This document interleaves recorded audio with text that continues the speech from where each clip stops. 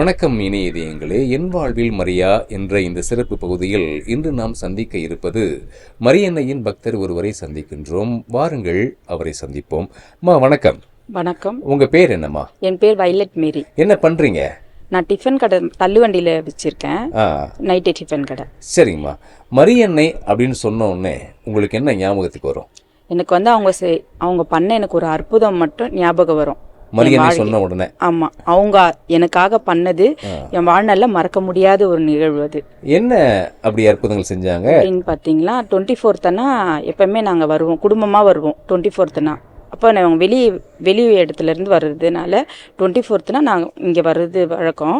அப்படி வரும்போது ஒரு நாள் வந்து எனக்கும் எங்கள் வீட்டுக்காருக்கும் வந்து சின்ன ஒரு வாய் தகராறு மாதிரி ஆனதுனால அவரை வந்து ரொம்ப நான் வேண்டான்ற மாதிரி வந்து வெறுத்துட்டு அந்த மாதிரி நான் போயிட்டேன். அன்னைக்கு மதியமே பார்த்தீங்களா, திடீர்னு ஒரு மழை கடிச்ச மாதிரி விழுந்தாங்க. சரி, ஒன்றுமே இல்லையேன்னு சொல்லிட்டு திருப்பி அதே மாதிரி ஒரு 10 மணிக்கு அதே மாதிரி மழை கடிச்சு விழுந்தாங்க.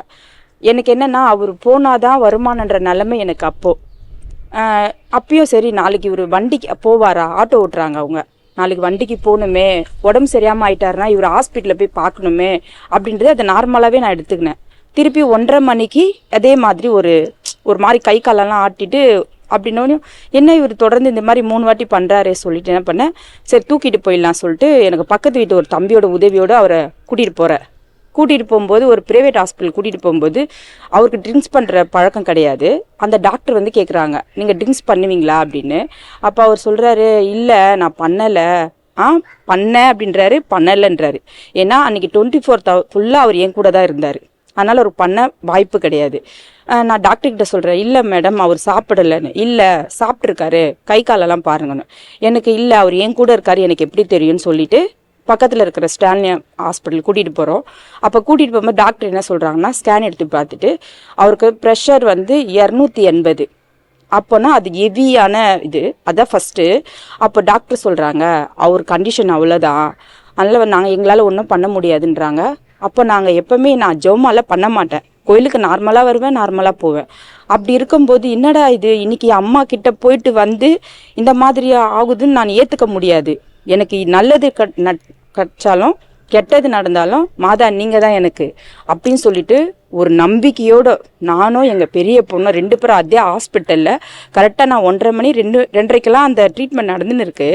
3 மணிக்கு நாங்கள் ஜெபமாலை சொல்கிறோம், மாதாவே எனக்கு அவரை வந்து ஆப்ரேஷன் இல்லாமல் எந்த ஒரு இழப்பு இல்லாமல் எனக்கு அவரை திருப்பி கொடுங்க, என்னோட முடியை உங்களுக்கு காணிக்கையாக கொடுக்குறேன் அப்படி சொல்லிட்டு. எனக்கு விவரம் தெரிஞ்சதுலேருந்து நான் முடியை காணிக்கையாக கொடுத்தது கிடையாது. அப்படிம்போது அந்த நேரத்தில் நான் ஒரு வேண்டுதல் வைக்கிறேன், மாதாவே எனக்கு இது என்ன பண்ணுவீங்களோ ஆக மொத்தத்தில் நீங்கள் தான் எனக்கு எல்லாமே, நல்லது நடந்தாலும் கெட்டது நடந்தாலும் நீங்கள் தான் அப்படின்னு சொல்லிட்டு நானும் என் பொண்ணும் ஜெபமாலை ஜெபிக்கிறோம்.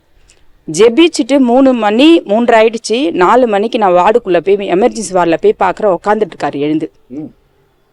அந்த 2 மணி நேரம் அவருக்கு என்ன பார்த்தாலே என்னை யாருன்னே தெரியாமல் இருந்தவர் 4 மணிக்கெலாம் என்னை பார்த்துட்டு அழுகுறாரு.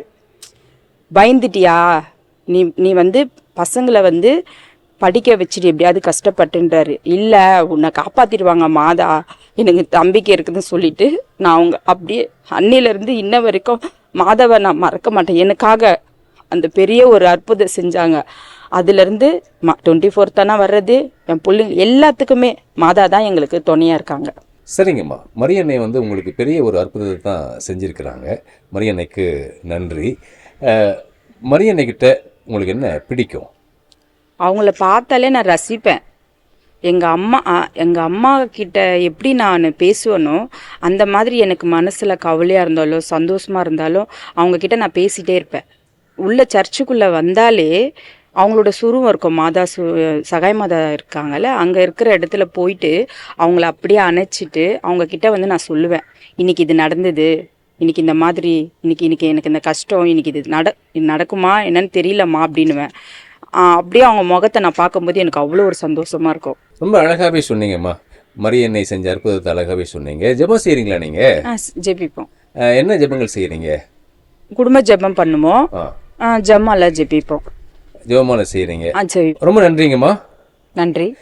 மரியன்னை உடனான உங்களது அனுபவங்களை எங்களோடு நமது இனிய இதயங்களோடு பகிர்ந்து கொண்டமைக்காக மீண்டும் ஒரு முறை உங்களுக்கு நன்றியை தெரிவித்துக் கொள்கின்றோம். நன்றி.